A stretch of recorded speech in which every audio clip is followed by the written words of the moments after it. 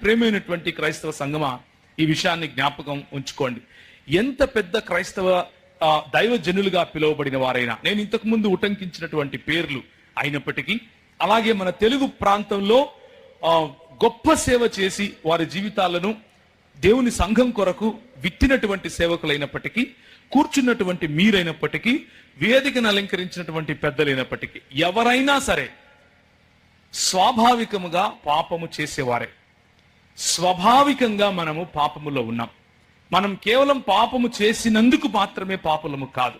స్వాభావికంగా మానవుడు అని పిలువబడే ప్రతి ఒక్కడు, ఆదామునందు పుట్టిన ప్రతి ఒక్కడు ఈ పాపపు స్వభావాన్ని కలిగే పుడతాడు.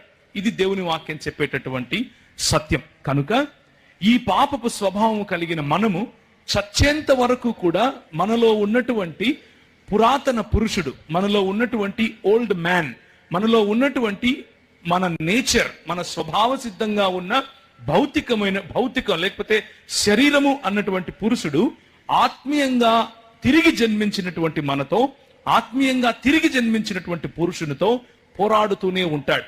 ప్రతి శరీరములోనూ రెండు స్వభావాలు ప్రభువైన యేసుక్రీస్తును అంగీకరించిన తరువాత మనకు ఉంటాయి.